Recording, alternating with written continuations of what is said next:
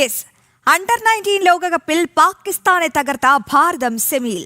Super സിക്സിൽ 58 റൺസിനാണ് പാകിസ്ഥാനെ തോൽപ്പിച്ചത്.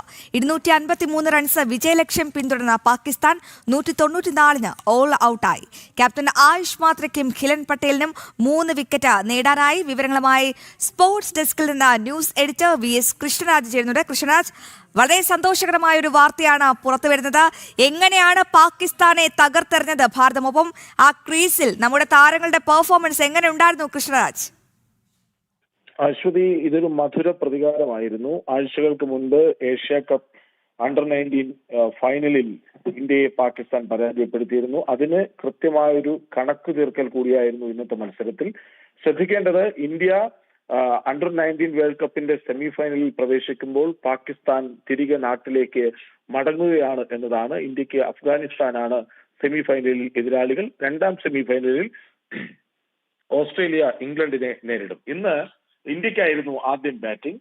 മലയാളി താരം ആരോൺ ജോർജും വൈഭവ് സൂര്യവംശിയും കൂടിയാണ് ഓപ്പണിംഗിൽ ഇറങ്ങിയത്.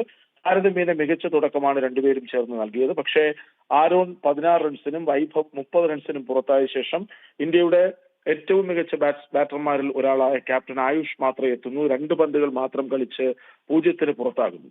അതിനുശേഷം മധ്യനിരയിൽ വേദാന്ത് ത്രിവേദിയും വിഹാൻ മൽഹോത്രയും അഭിഗ്യാൻ കുണ്ടുവും ചേർന്ന് ഒരു മികച്ച സ്കോർ പടുത്തുയർത്തുന്നു. താരതമ്യേന നല്ല കൂട്ടുകൾ പടുത്തുയർത്തി ഒരു ഭേദപ്പെട്ട സ്കോറിലേക്ക് എത്തിക്കുന്നു. എന്നാൽ ഇവരെല്ലാം തുടരെ പുറത്താകുമ്പോൾ വാലറ്റത്ത് ആംബ്രിഷും കനിഷ്ക് ചൗഹാനും ഖിലാൻ പട്ടേലും ചേർന്ന് നടത്തിയ ചെറുത്തുനിൽപ്പാണ്. ആംബ്രിഷ് ഫാസ്റ്റ് ബൗളർ, ഓൾറൗണ്ടറാണ്, 29 റൺസ് എടുക്കുന്നു. കനിഷ്ക് ചൗഹാൻ സ്പിന്നർ, 35 റൺസ് എടുക്കുന്നു. ഖിലാൻ പട്ടേൽ മറ്റൊരു സ്പിൻ ഓൾറൗണ്ടർ, 21 റൺസ് എടുക്കുന്നു. അങ്ങനെ ഈ 3 താരങ്ങളുടെ വാലറ്റത്തെ ചെറുത്തുനിൽപ്പായിരുന്നു ഇന്ത്യക്ക് 252 റൺസ് എന്ന ഭേദപ്പെട്ട സ്കോർ സമ്മാനിച്ചത്.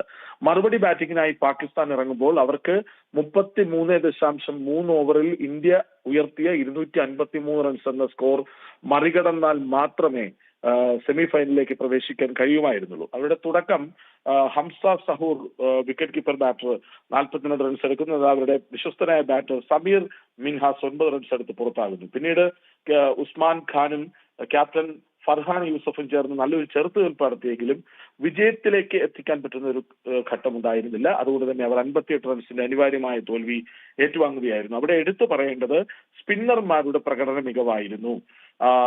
ഖിലാൻ പട്ടേലും കനിഷ് ചൗഹാനും വിഹാൻ മൽഹോത്രയും ക്യാപ്റ്റൻ ആയുഷ് മാത്രയും റൺസ് കൊടുക്കുന്നതിൽ പിശുക്ക് കാട്ടി തന്ത്രപൂർവ്വം പന്തുകൾ എറിഞ്ഞപ്പോൾ പാകിസ്ഥാൻ പ്രതിരോധത്തിലേക്ക് പോവുകയായിരുന്നു. മധ്യനിര മുതൽ അങ്ങോട്ട് തുടരെ വിക്കറ്റുകൾ വീണ പതനത്തിലേക്ക് പോവുകയായിരുന്നു. അങ്ങനെ ഖിലാൻ പട്ടേൽ ക്യാപ്റ്റൻ ആയുഷ് മാത്രേ ബാറ്റിംഗിൽ പരാജയപ്പെട്ടെങ്കിലും ബൗളിംഗിൽ മനോഹരമായി പന്തെറിഞ്ഞ് ഇരുവരും 3 വിക്കറ്റുകൾ വീതം വീഴ്ത്തുന്നു. പാകിസ്ഥാന് പുറത്തേക്കുള്ള വഴി കാട്ടിക്കൊടുക്കുന്നു.